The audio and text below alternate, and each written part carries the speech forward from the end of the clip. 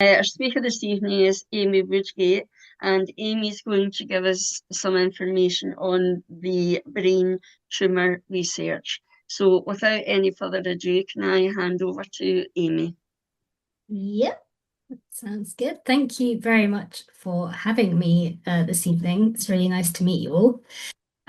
Is this showing up? First things first. Yeah. Perfect. So yes, I'm Amy Woodgate. I started at Brain Tumour Research in just February, so I'm still quite new. And this is a sort of quick overview presentation that we use for our sort of community fundraisers. I'll do a quick intro video from one of our ambassadors, Sarah Beanie, who you probably recognise from TV shows and DIY stuff. She was at a recent gala we held celebrating 15 years of impact for brain tumour research. So without further ado, hopefully the sound still works. I will let her take it away for you.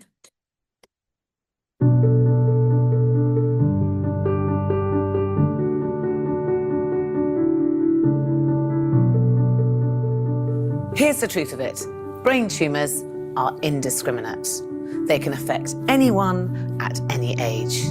And they kill more children and adults under the age of 40 than any other cancer. Brain tumour research was born out of loss, fear, and frustration, founded by families who knew only too well the pain of a brain tumour diagnosis. Over 15 years, it has built a whole community of supporters and an army of campaigners. Yeah! That's it, brother, keep it going! And crucially, it has brought together the brightest scientific minds who are working tirelessly to change this story. And they are changing this story. I'm extremely proud to be patron to this incredible charity that has contributed £46.4 million towards national investment, supported more than 260 researchers, and is the leading voice of the brain tumour community. Right now, there is a momentum. It started with patients, it started with their families, it's with brain tumour research. It's moved to other charities, it's moved to government. The momentum is building. So we've always been clear. Our plan is to have 7 dedicated research centres across the UK. And we're in touching distance of doing that. And at the same time, we're collaborating on other projects with other charities, all with the vision of finding a cure for brain tumours. So what our supporters have enabled us to do is to fund scientific research and to fund the researchers who are undertaking that research in a sustainable way so that they feel secure. They can focus on what they do best, which is the science. So over the last 15 years, our Centre of Excellence portfolio has expanded, which means we're now funding one of the largest groups of multidisciplinary researchers and clinicians in the UK, all focused on research into brain tumours, some of them on one of the most aggressive types of brain tumours. So there's no one-size-fits-all for patients with brain tumours. We're funding research that we hope will move us closer to personalised medicine. That means that treatments will be allocated to patients according to their individual type of tumour on an individual basis.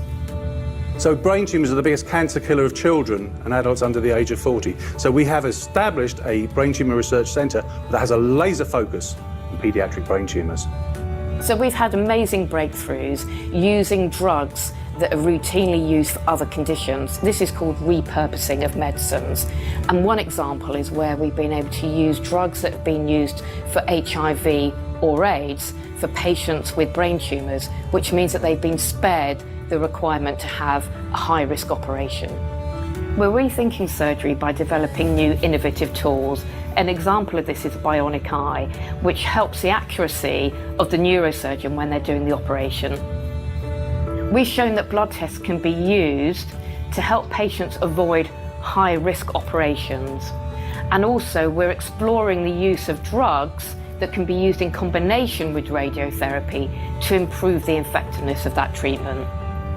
We support a virtual tissue bank, which acts as a matchmaking service, if you like, in between researchers and the tissue they need to undertake their research and take things forward.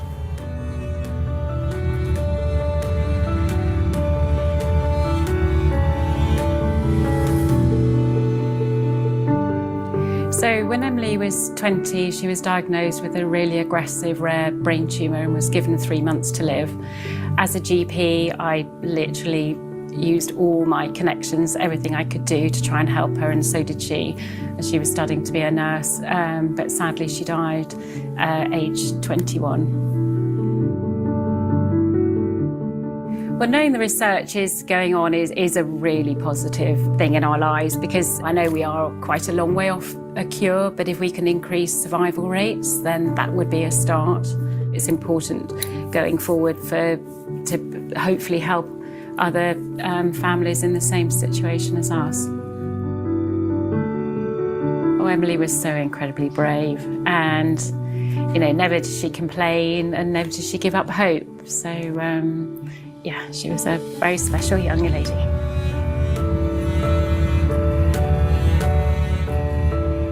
Our focus for the future is a world where there are effective treatments and a cure for those with brain tumours, where prognosis and survival is improved and patients can live well with this disease. Our hope is an end to the devastation that a brain tumour diagnosis causes. We all want a cure for brain tumours. There really is hope, but we've just scratched the surface. Without more and continued financial support, we won't get there. Thanks to this wonderful community of relentless supporters, researchers, and campaigners, that story is changing. And with our help, we can speed up that change. Together, we will find a cure.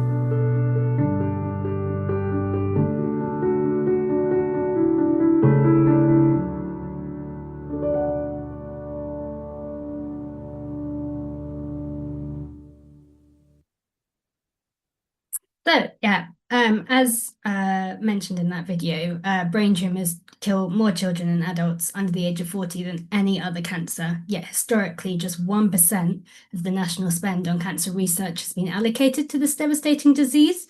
When I started, that absolutely astounded me. I couldn't quite believe it, because I've heard of a lot of people with brain tumours, and to just see that figure, yeah, just kind of crazy, really.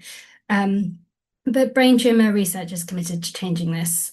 We are the only national charity focused on finding a cure for all types of brain tumours. We're campaigning to increase national investment in brain tumour research to £35 billion per year, whilst also fundraising to create a network of 7 sustainable centres of excellence across the UK. Behind all this are our values that underpin everything that we do here at Brain Tumour Research. So in our vision to find a cure for all types of brain tumours, by increasing investment, we approach all of these things as being influential, using our authority and expertise to positive influence. We're focused, driven to accomplish ambitious goals. We're embracing working together to achieve results, and we're game-changing, catalysing change in the research world. And finally, we are intelligent. We're thought leaders prioritising scientific advancement. Here are some pretty devastating facts, actually. 16,000 people are diagnosed with a brain tumour each year. And this number is actually increasing, as are deaths from brain tumours. So all our work is so important in trying to drive back these numbers. Brain tumours kill more children than leukemia, more men under the age of 45 than prostate cancer, and more women under the age of 35 than breast cancer. And only 12% of people diagnosed with a brain tumour survive beyond 5 years.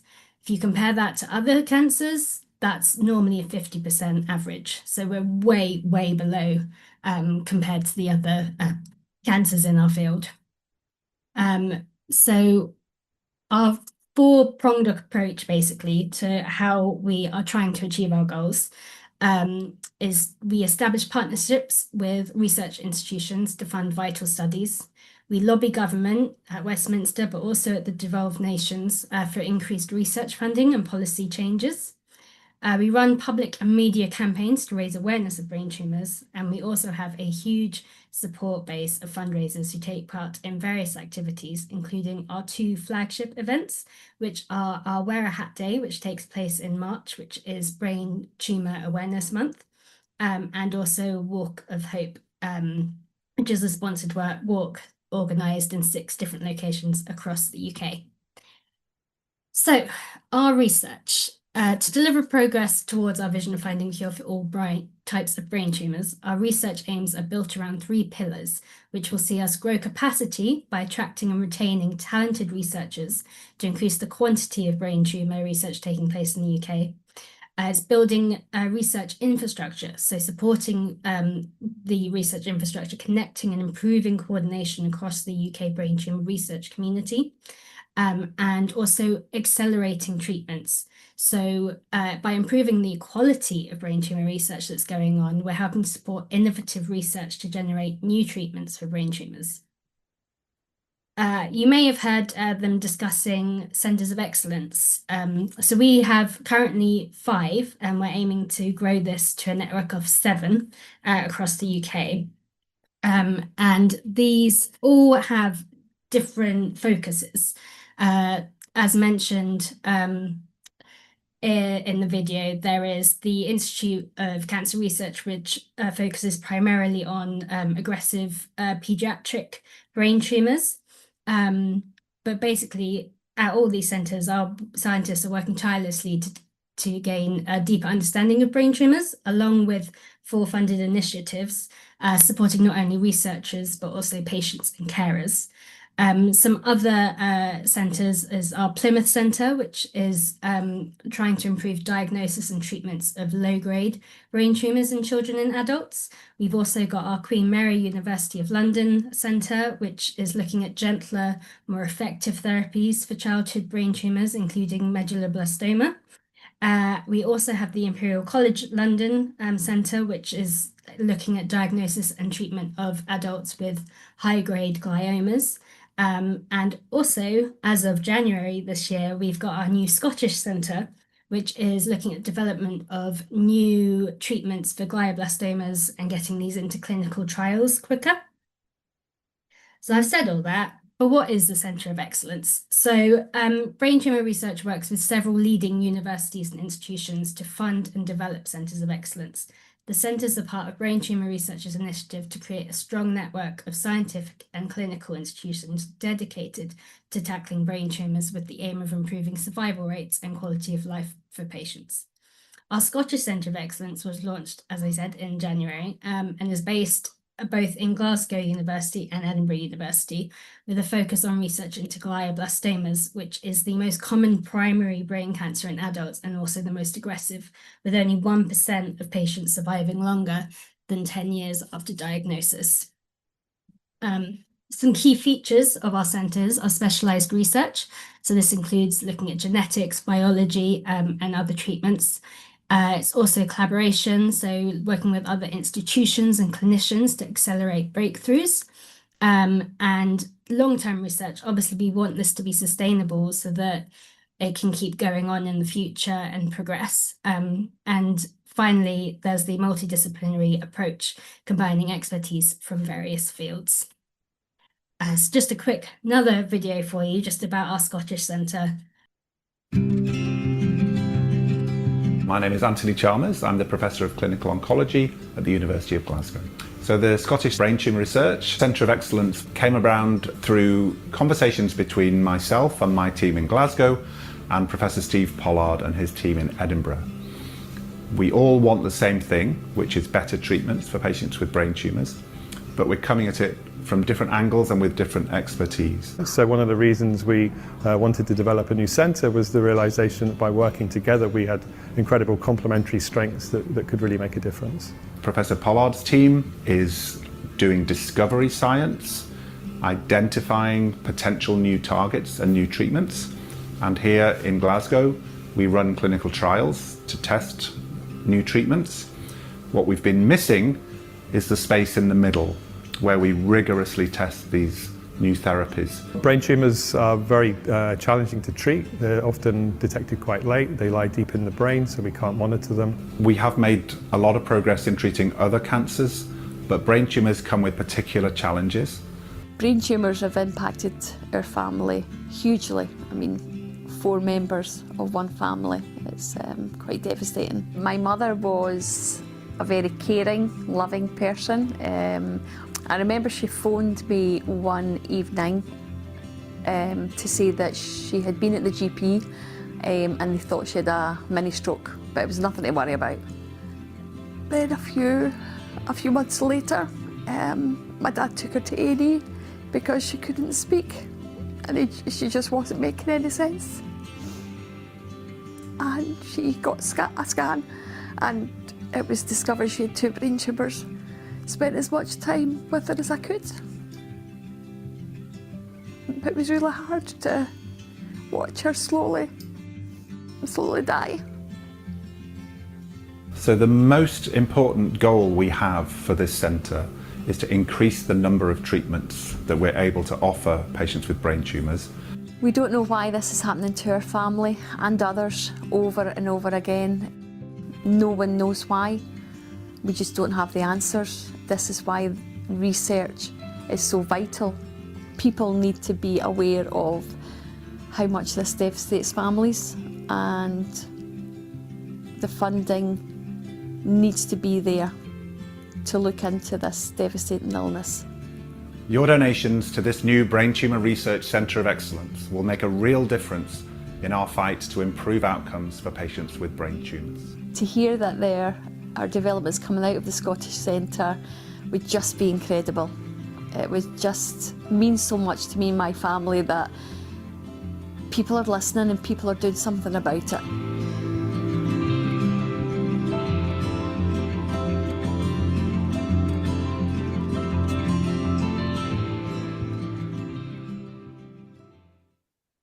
So that was Claire Cordner speaking there. She actually took part in the Sahara Trek earlier this year in April, and she's raised an amazing, 20K for us.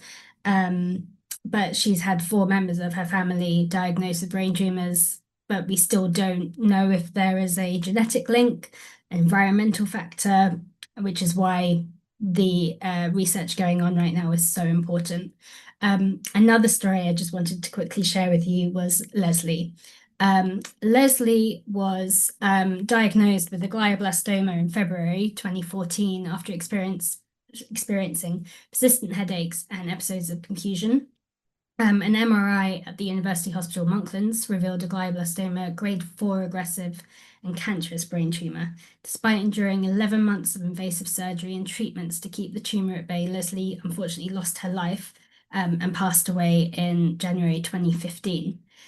In January of this year, to honour the 45 years that she was alive and to commemorate 10 years since she passed away, her daughters Mirren and Caitlin organised a 45-mile cycle. Friends and family were invited to join in, and they raised over £10,000 for brain tumour. I also met Mirren recently at the Wear a Hat Day drop-in centre at the Scottish Parliament. It was really interesting to talk to her and understand how she's getting involved in campaigning to just get more awareness out there about this awful, awful disease. So another way that we work is obviously fundraising. As I said, we've got a community of amazing fundraisers, and events and community fundraising has always been one of our most important ways of bringing in money. It's sort of our grassroots, and they will do anything from holding an afternoon tea to running ultramarathons across the desert. We also have our 2 main flagship events, which I mentioned earlier, which is our Wear a Hat Day in March, which, as the name suggests, is all about hats. Be it a school asking students to bring in a couple of quid to wear a silly hat to school for the day, or a hat-themed fashion show or auction. We've had Specsavers branches get involved, as obviously a lot of diagnoses come from going to the opticians. So yeah, We also have our Walk of Hope events where we invite supporters to join us on sponsored 5 kilometre walk in sort of 3 to 6 different locations across the UK on the same day to help raise funds and spread awareness in the local community. We also encourage people to hold their own walk if they can't make it to one of us. And this year, I actually went for a sort of look around at the venue just last week. Is being held at Strathclyde Country Park, just in Motherwell, on the 27th of September. So if you know anyone or would like to join us, we'd love to have you join us. So yeah, finally, but definitely not least, we have our campaigning activities. So there are 2 types of research: the research we fund and the research funding we can influence. So we lobby for government to improve the historically poor central research funding into brain cancers. And we have seen treatments not really change since records began in 2002, which obviously when you compare that to some other medical illnesses is quite staggering to have not changed your approach at all in that time. Charities can't support the research burden alone, though. 88% of research funding for brain tumours in the UK comes from charities. So we are working with Westminster, where we provide the secretariat for the influential all-party parliamentary group on brain tumours to help influence policy and bring up stories in Parliament and areas that we need, or we believe need looking at. And we also campaign, as I said, in the 12 nations. So we've got an all-party parliamentary group at the Scottish Parliament as well. So yeah, as is our tagline, together we will find a cure. That is obviously what we're all about. And I just want to take this opportunity to thank you for listening. And if you've got any questions, I will stop sharing. And I'm happy to try and answer them. Thank you for that, Amy. A lot of information you've given us in terms of the how you raise your funds and the major fundraising. I mean, I was quite staggered at the amount of fundraising that needs to be to fund the research. Is there a lot of support financially from the individual devolved governments? Yes, so we had a mother called Laura who lost her little boy Talon at the age of, I think he was about 8. He was very young.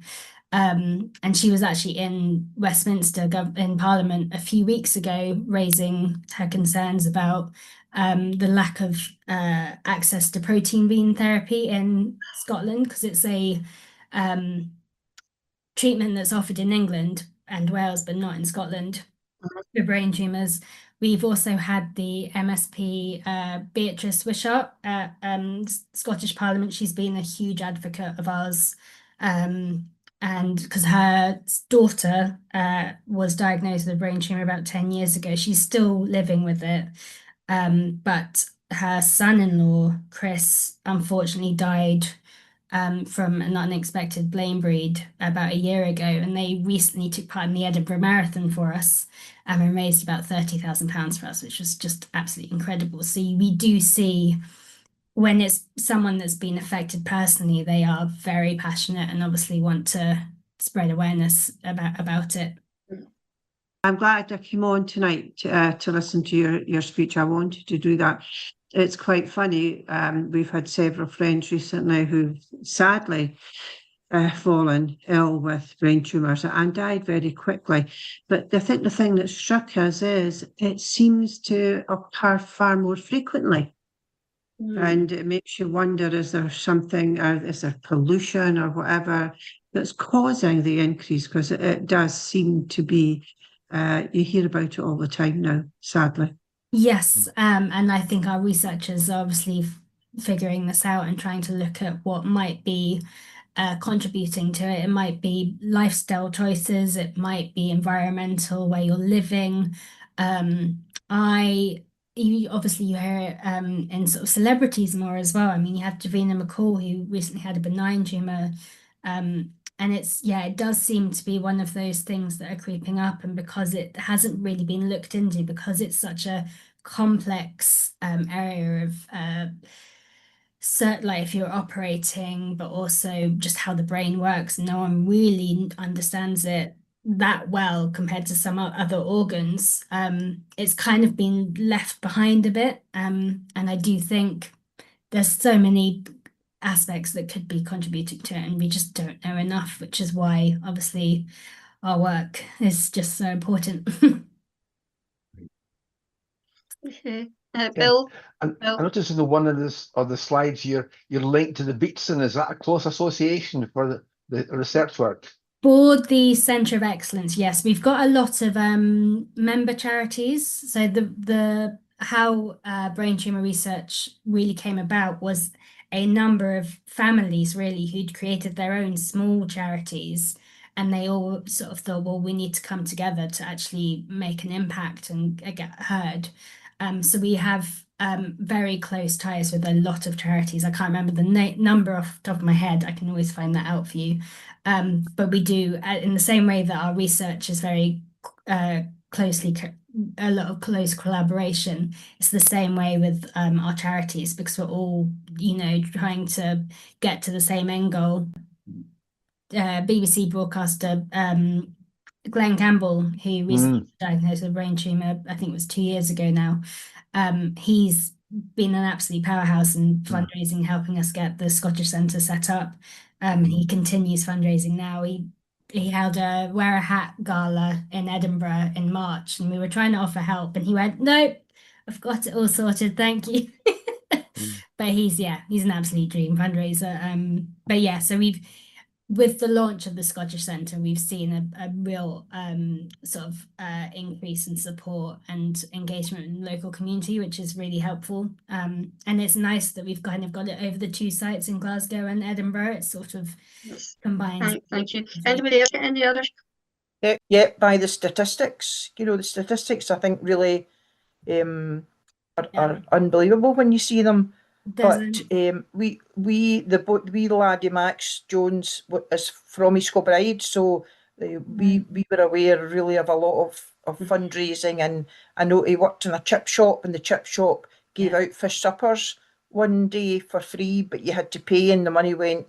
They raised a lot of money on behalf of the charity, because a young lad did worked there, so it was a lot. There was a lot in the local paper at the time about that. And it's just really a comment. I mean, just to say the statistics, as Laura said, are just awful. The likelihood of survival is so small, and the amount of funding that's required is so huge. It must be an absolutely devastating, thing for the families involved as well, to have to live with that, knowing the mountain that's to be climbed. Yeah. Does your organisation do anything to support actual families as well? Is it more on the research side of things? So we do. So we often have people come to us who are looking for other people going through the similar diagnosis in their local area. So we have groups set up in which we can refer them to, but we also have sort of ways of referring them to cancer charities, who obviously can help with the sort of day-to-day living with cancer, that aspect. So again, we work quite closely, because it's a full machine to help people who are going through these times. We the statistics are actually crazy. I think it's 60% of diagnoses of brain tumors come from A&E, so you wouldn't even know what's going on. That happened to a gentleman who was fit and healthy up until January or end of January. Cycling, he put off some headaches and a bit of confusion, and he ended up collapsing. Went to A&E, and they found I think it was 2 glioblastomas in his head, and he is now wheelchair bound. He had a stroke on his 3rd surgery. His wife's looking after him. He's wheelchair bound, non-verbal, but the sort of positive thing that came out of it was a community of all his friends and families. About 200 of them a couple of weeks ago did the 7 Hills of Edinburgh trek, and they raised over 50k for us and Maggie's Centre in Edinburgh. And he got to see his impact on all his whole community. had an impact on his life, which a lot of people don't get to see. So you've got to take some of the positives where you can. But I went and joined them for the Arthur's Seat, which was quite fun. It was very wet. Yeah, well done. Yeah, I was really encouraged to hear you say, or hear that in the video there, was about the use of, or the investigation of repurposed drugs, because that is an area that seems to be struggling to get funding, because obviously there's no money in it for a pharma company. So yeah, and I know there are lots of potential drugs that can help to extend life or fight cancers or stop them growing. Yeah, and it means it can research. quicken. They've already been approved for use, so it Yeah. means that bit of the research stage you can just cut that out, and you can start sort of going into clinical trials and stuff, which is always really helpful. But yeah. Okay, right. Can I, on behalf of the other club members, thank you for your presentation tonight, Amy. It's been extremely informative. I greatly admire your organisation being able to fundraise to carry on the great work that you're doing in terms of research and development.